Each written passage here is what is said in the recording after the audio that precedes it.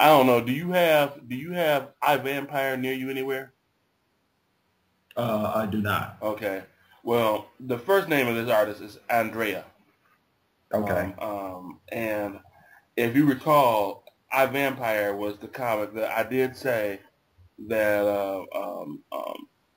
was pretty close to the top of my list of my not just my favorites of DC, but my favorites in Hmm. comics in general. Okay. But it wasn't because of the art. And Andrea um, has a style that's very reminiscent of Jai Lee. And Jai Lee is another guy who I think doesn't draw. I think he goes out of camera Mm. as well. And Okay. then I believe there's a bunch of Photoshop or photo manipulation and stuff like that that goes on to push his artwork through. Mm. So-called artwork, I should say. Oh no. Okay. And let me see, who else do I put in that category? Oh, Now look. Tim Bradstreet. Okay. Okay. I think I remember you mentioning not being impressed with Tim Bradstreet before. And but the kicker with Tim Bradstreet is Tim Bradstreet. He was one of the guys that actually fooled me. Okay. You know, because I would check out these Punisher covers, the Punisher Right. magazine, Right. Right. and I was digging them. And then I got someone let me borrow a Punisher DVD, Hmm. and I saw what he did, Okay. and it totally changed my perspective on him. The Okay. guy, All the right. guy is he's comics version of Andy Warhol. You know, he's basically putting different colors of Campbell soup cans up, and you know, but just having folks, you know, different. I guess, well, maybe that's not the greatest analogy, but nonetheless, you know, he's not drawn. Okay.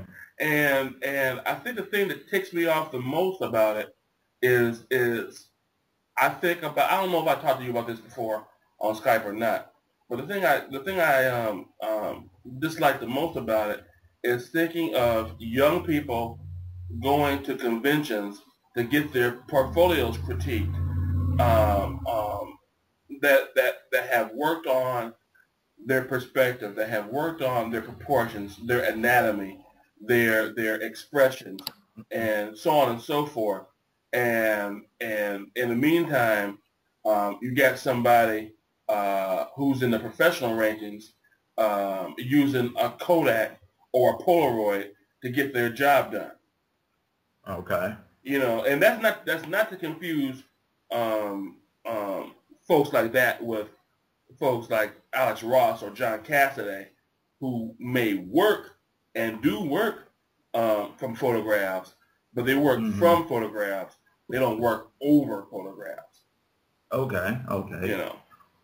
Well, let me ask a question. Do you think just as a um how do I want to put this?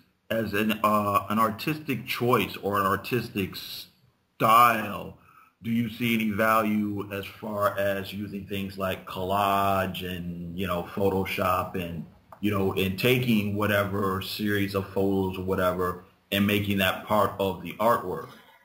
I Uh, mean, as a choice. I mean, I understand the whole thing of all this person did was just trace something, but I mean, as far as having that be a method, you know what I mean, and being able to do either good work with that or bad work with that. no, because I think bottom line is you're supposed to draw it. Well, You can draw it from a model. You can draw it from a mannequin. You can draw it from a photo. You can draw it out your imagination, but it should be okay, drawn. It okay, shouldn't be photoed onto the comic page, and it shouldn't be traced onto the comic page. okay. Well, just to play devil's advocate, is it that it has to be drawn, or is your job to turn in nice looking artwork? You know what I mean? I mean, let's put it this way. I mean, we're used to seeing people do pen and ink But if some artists can come in with, say, charcoal drawings, and do a great looking, Superman comic, would you say that, well, okay, that's good? Or would you say, well, that's good, but it's not comic book art, and comic book art should look this particular way? Well, I'm a little bit resistant to the analogy because as far as the charcoal stuff goes, in terms of pragmatism, I don't think the charcoal stuff would work. But in terms of actually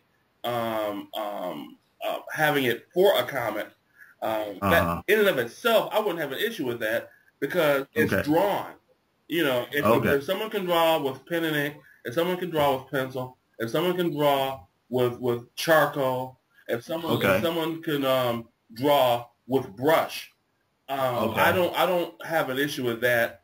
I may aesthetically have preferences, but I don't have issues with those things because they're actually being drawn. Now you have somebody bringing in a Nikon 800 and having their buddy Sam or Saul dress up like Superman and saying, "Okay, hold that pose," and then putting that into a comic book. Yeah, I have a problem with that. Okay. I just thought I'd bring it up because there are a lot of people who think you shouldn't do painted art. You know what I mean? Mm-hmm. I mean, and I think there are people who've done really great painted comic books.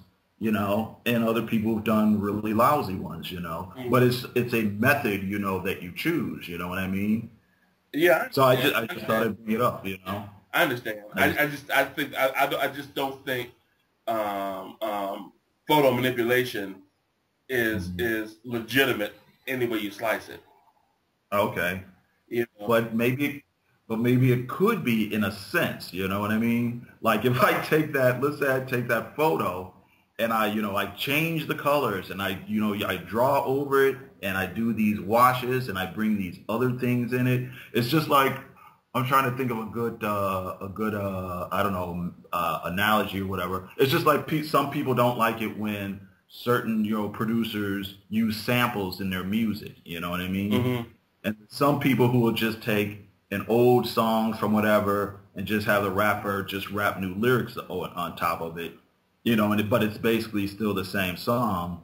But then there's other people who would take a beat from this song, a riff from that song, a sound effect from a movie, something else from somewhere else, then put a little original music on top of it again and mix it up and come up with something, really, really different, where they pull from the different sources, but they come up with something different for it, So I was just saying, do you feel that like we're talking about the whole Photoshop thing? Do you think that that could be seen as a similar thing? Because once again, you're turning in a visual art form, and it's still visual.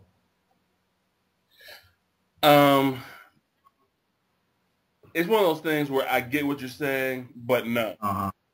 Okay. No. To me, you can't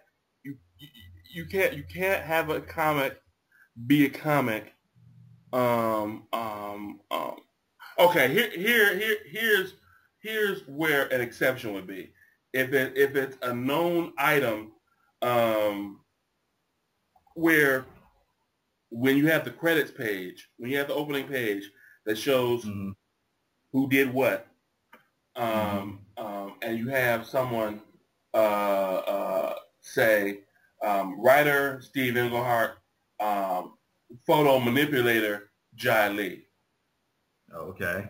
Now, personally, aesthetically, I still wouldn't like it. But at least you're coming forward and you're not pretending that you're something that you're not. Okay. So you feel when some people do what they do, they're taking undue credit. Essentially. Okay. I think sometimes that the credits that are given are somewhat dubious. Well, maybe I don't know if dubious is the word, vague perhaps. Okay. Because they may not say penciler, They may not even say artist. They may link the visual person with the writer and say something like storytellers. Sure. You know, or something of that nature. But I just don't like I don't like the thought of people getting over that way. Because on top of everything else, I feel that there's no what I would consider sweat equity put into the work when you do it like that. Not from the comics point of view.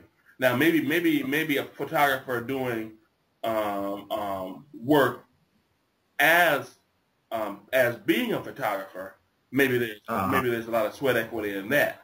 But but to put it into a comic and call it a day, no, they lost me. Okay. Now, That's fair enough. Having said that, a number of years ago, there was an Inhumans maxi series that Jai Lee was the air quotes storyteller for.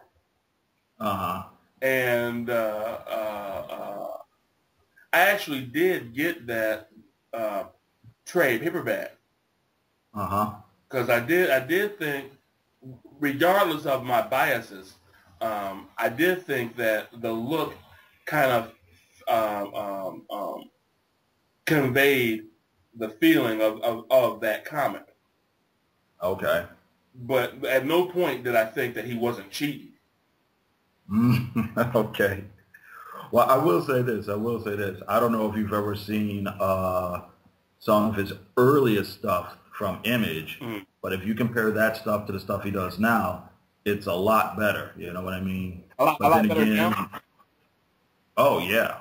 I mean, well, he was probably drawing back then. Didn't draw that well.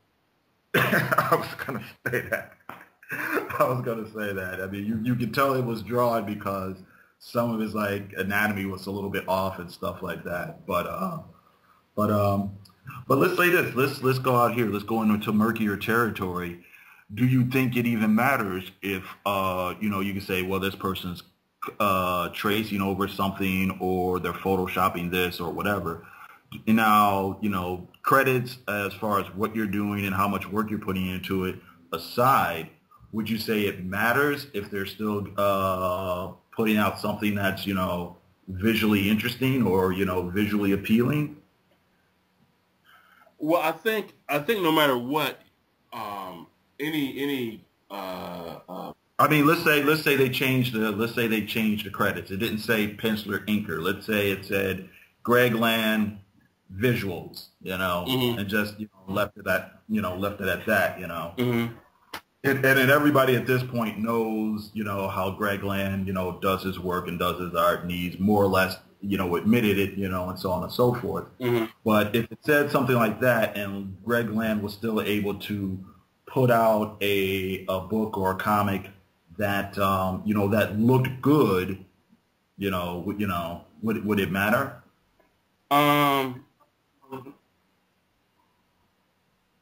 If you're talking about in the comics business, no, I mean as a consumer, as somebody that reads comics, do you think that should matter? Yeah. I mean, all things being equal, I would have rather have seen an Inhumans trade paperback that conveyed the feeling of what Jai Lee did, and have it be through someone that actually drew it. So in terms of Greg Land's visuals,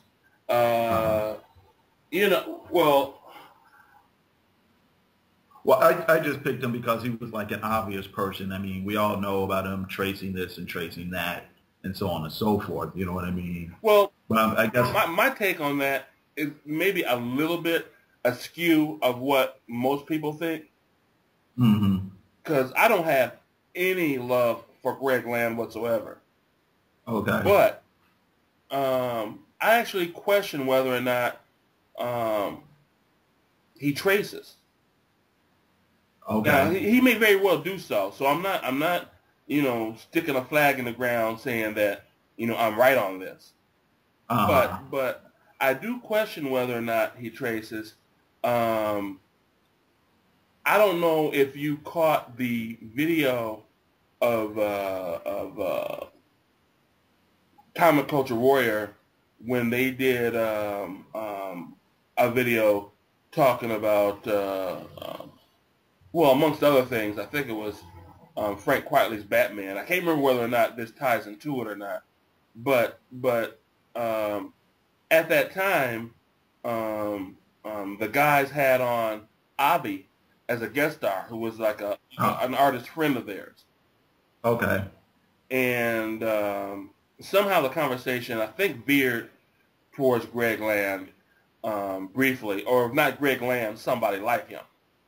Hmm. And Avi was talking about tracing um, is not always tracing over a figure Okay. or any kind of shape or what have you. He said tracing can also be where someone is ha, whose eye is so attuned to what it is that they're drawing that their own, I guess how you would put it, internal exactitude makes them draw something almost as if they were tracing it. Hmm. Now, I don't know if I necessarily agree with that premise, but the thing is, while I do question um, um, Greg Land's authenticity, because Okay. I'm sure you've heard the things and read the things where he's apparently lifted from we'll just call them in general adult periodicals, Sure. and and I guess an argument can be made either way. But what I have no doubt about, and what does take me off about Greg Land, as it does with Kyle Baker and a few others, is that let's assume for the moment that Greg Land doesn't trace his figures. Okay. The problem that I have with him is that he uses photographic backgrounds. Oh. And Hmm. if you look at Greg Land's work, I say almost anything after his run in Cross Gen's defunct universe where he was drawing Sojourn. Okay. Um, Anything after that, I'm not sure about the stuff before that, but anything after that, you can clearly see that though if you're really looking, you can clearly see those most of those backgrounds are photographed. Okay. And the same thing with Kyle Baker. And Now what? that's the main thing that ticks me off with both of those guys. Okay. You know, That's it. That's interesting. Now, I think with Kyle Baker, though, he's doing it as a style because I've seen Kyle Baker actually, draw things, a mm, lot of his indie stuff and stuff like that, you know what I mean? And the fact that he's more of a cartoonist type guy and, you know what I mean? I think that's a case of trying for a certain style. Like, I don't think it doesn't. It seems obvious to me, but it seems obvious to me on purpose. You know what I mean? Like he wants you to see that. Like this is an artistic choice that I'm making. You know what I mean? well, I think there's. I agree. I think a number of artists use cheating as artistic choices. Well, I don't think I wouldn't put. See, I think Greg Land is probably cheating. I wouldn't put Kyle Baker into that. I'm thinking of like you can even go back to the old days where guys like, Kirby has done it. I know John Byrne has done it, and they've used it as just a collage on this one particular page. Maybe here's a drawing of Galactus or whomever it is, coming to the city, and you know, in the background, the skyscrapers or whatever from some photograph, but then on the very next page or whatever, you know, he's actually gone there and drawn all that stuff, you know, where it's supposed to look like, you know, what it is, you know. Well, Like they're not trying to fool anybody. I mean, it's purposely trying to do like a collage type thing. well, I think as far as what you're saying there is to me is a little different. Mm-hmm. I still don't aesthetically. I still don't like it, but Okay. but I think that comes really down more to them being perhaps under time constraints.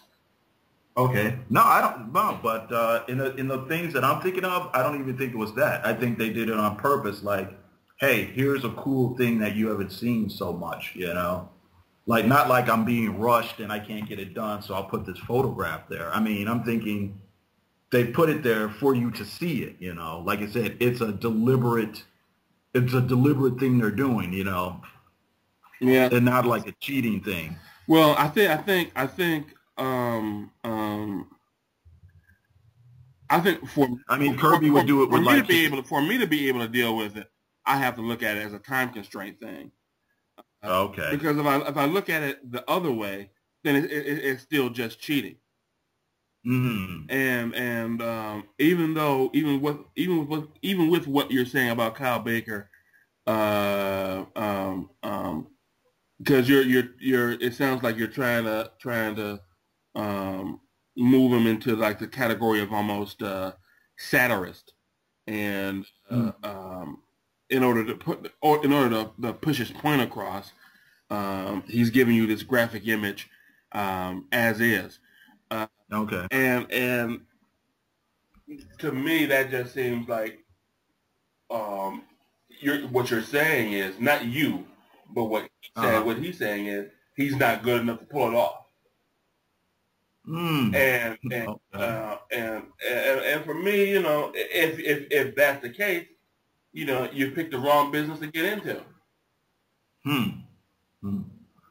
See, I'm thinking of it in a way of like, okay, you're familiar with like Ralph Bashki's, like, you know, film work and stuff like that, you Yeah, a know, little. adult cartoons and so on and so forth. Mm. Well, there's been some cases like, have you ever seen like, uh, something like Heavy Traffic, or I'm trying to think of something else I saw it in. There he did another film that wasn't pretty popular called Hey Good Looking, you know, I don't know. where there Did Bakshi do American Pop? no he didn't, but that's another good example of where you would have certain scenes where the background is been filmed. It's obviously real buildings and things, but the characters are animated, you know. Mm-hmm. And that was, you know, like I said, that's obviously a visual choice that he was doing, you know. Right. It wasn't like, oh, my artists don't have time to paint this background. It was something he was doing to make it look different, to you know, making a deliberate artistic choice, you know. Mm-hmm. So I'm just saying I think sometimes that can be done, you know. Where it's not a case of somebody, you know, taking a shortcut. I mean, I know a lot of artists do take the shortcuts, but I'm saying I think it can be done now. Yeah, yeah. I don't know. I don't know how I really feel about that in terms of animation. But I know that uh, uh, in terms of comics, I don't know. In terms of comics, I guess I'd be pretty much considered a purist.